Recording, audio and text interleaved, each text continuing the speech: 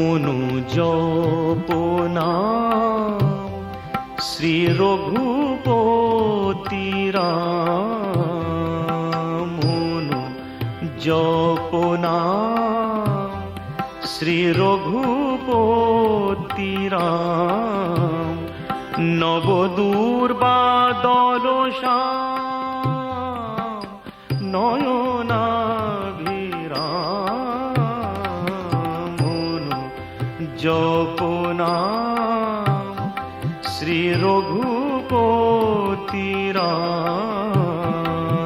মনু জপনা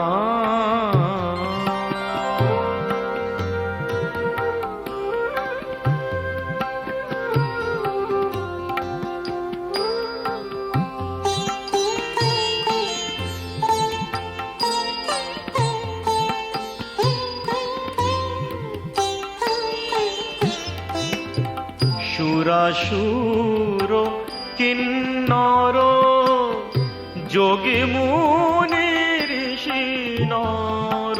সুরাসুর কিন্নর যোগী মুনি ঋষি নর। চরাচর যে নাম জপে অবিরাম জপে অবিরাম। শ্রী রঘুপতি রাম। মনু জপনা শ্রী রঘুপতি রাম। মনু জপনা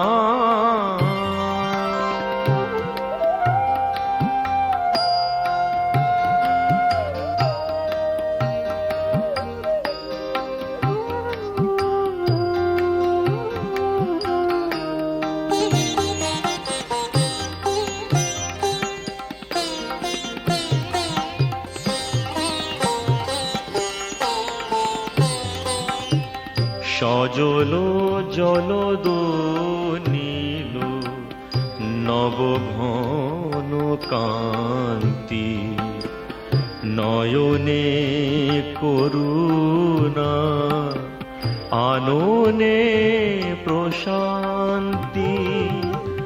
সজল জলদ নীল নবঘন কান্তি। নয়নে করুণা আননে প্রশান্তি।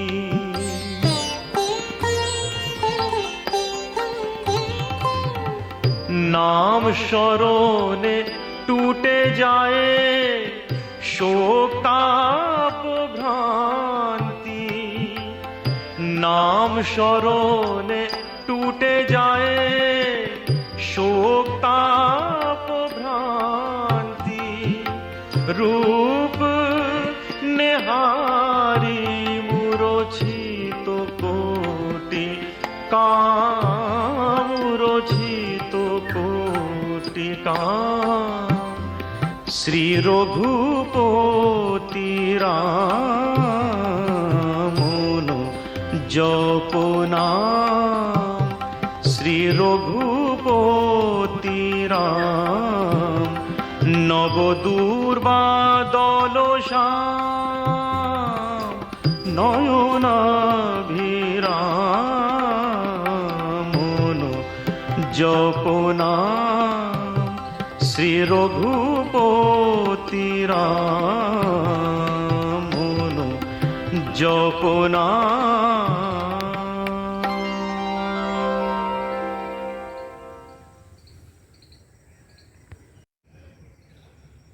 এতক্ষণ ধরে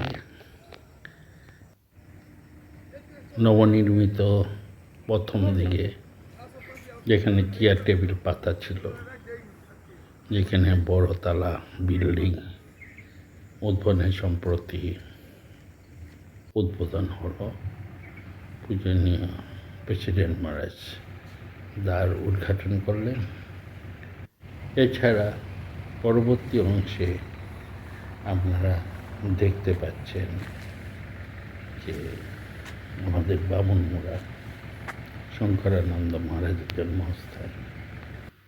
সেখানে ধ্যান জপের জায়গা।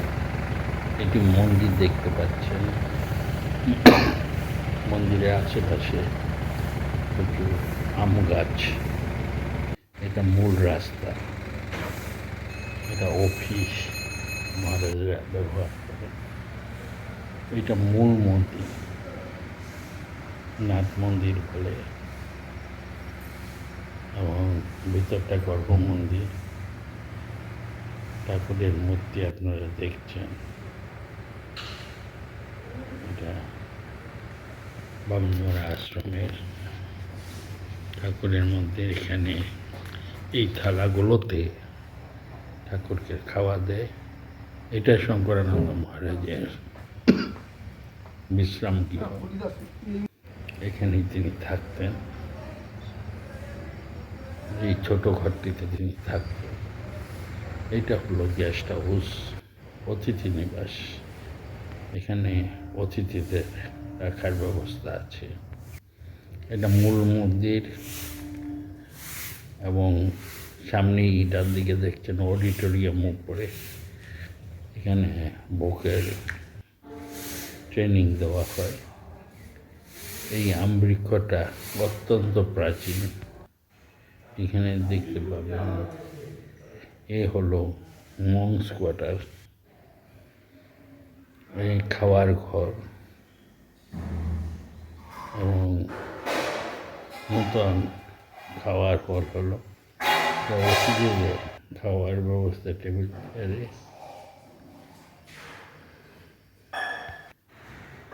এছাড়া রান্নাঘর নবনির্মিত হয়েছে।